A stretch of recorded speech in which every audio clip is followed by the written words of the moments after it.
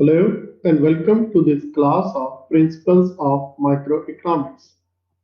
I am your teacher, Nadeem Sarwar. Today we shall discuss the utility function. Students, in economics, we define utility as the satisfaction derived from consumption of a commodity,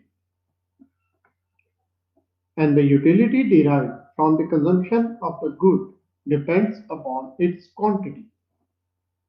Within a suitable range, the more quantity of the good we consume, the more utility we derive from it.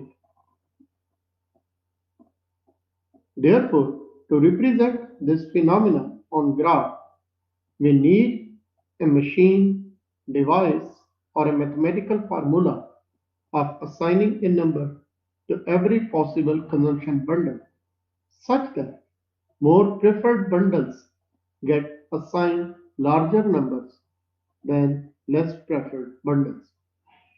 This formula or device is called as utility function. For a case of consumption of one commodity, we can represent it as U, which represents utility, is the function of quantity of commodity X. Or we can write it as, which shows that the domain or input of this function is any positive real number, and the output is a real number which is mostly positive but could be negative too. Graphically, this can be shown as this shows that the utility function is increasing at decreasing rate. That is, its slope, which is called as marginal utility, is diminishing. Second, that it is concave,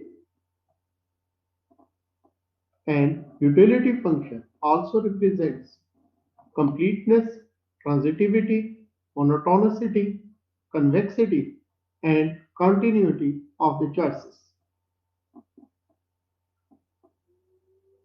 We should keep in mind that utility is ordinal. That means only property of a utility assignment that is important is how it orders the bundles of goods. The magnitude of utility function is only important insofar as it ranks the different consumption bundles. The size of utility differences between two consumption bundles does not matter. That is why monotonic transformation of a utility function have no effect on its properties. The utility function may have more than one input. For example, a bundle of two goods X and Y, the utility function can be represented as its domain or input is a pair of two positive real numbers, and range or output is a real number. Similarly, for a bundle of n goods, we can write it as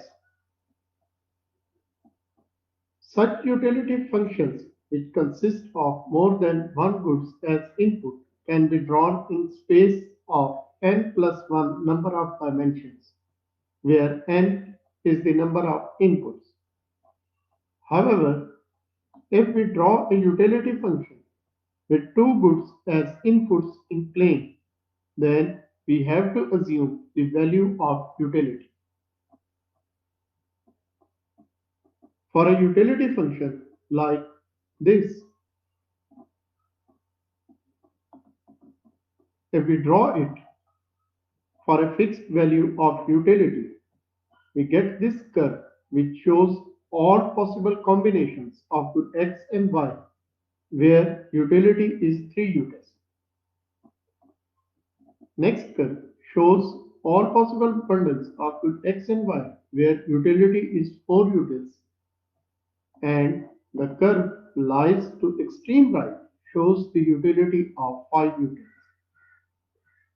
These curves on which different combinations of two goods yield same utility are called indifference curves, and a diagram with multiple indifference curves is called as indifference map.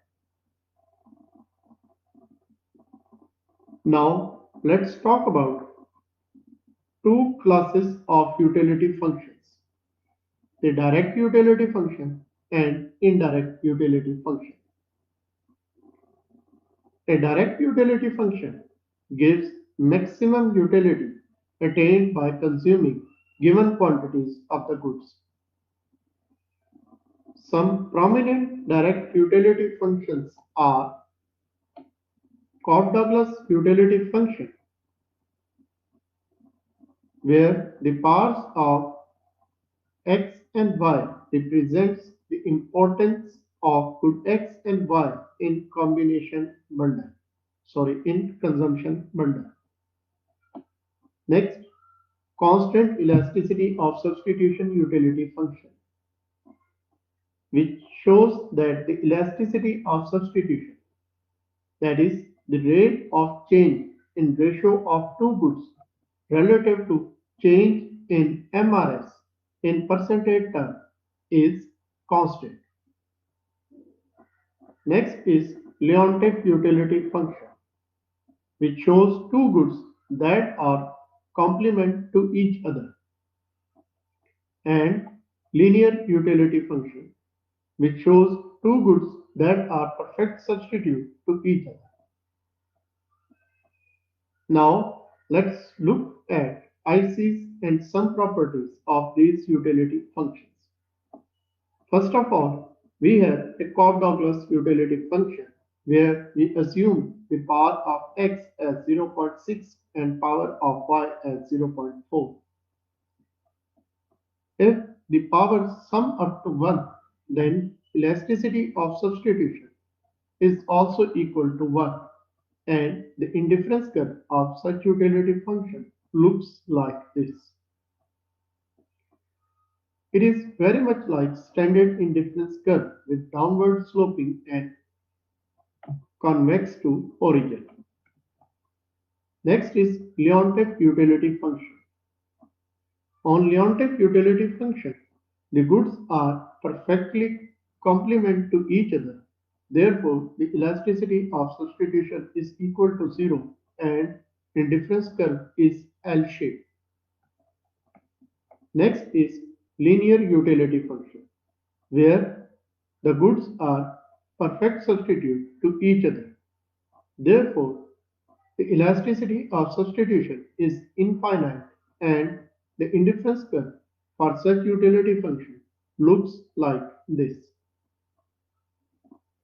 Next is constant elasticity of substitution utility function. For this utility function, if the value of rho approaches to infinity, the elasticity of substitution approaches to 0 and function approaches to Leontief utility function. Likewise, if the value of rho approaches to 1, the elasticity of substitution approaches to infinity and function approaches to linear utility function. For a value of rho between 1 and infinite, the function gives rise to standard indifference curve, which is downward in slope and convex in curvature. Next, indirect utility function. The indirect utility function shows maximum amount of utility given the budget and the prices of the goods. For a utility function, which is a direct utility function, the optimal values which maximize the utility represented by x star and y star. Then, if we substitute these values into the utility function, we get indirect utility function. The prominent properties of indirect utility function are: number one, It is homogeneous of degree 0 in prices and income. That is, if the prices of the goods and income or budget of the consumer changes by same ratio, then the utility derived remains unchanged. Second, non-increasing in price. That is, an increase in price does not increase the utility. In fact, it decreases the utility. Third, strictly increasing in wealth or budget. That is, an increase in income, wealth, or budget results in yielding higher utility.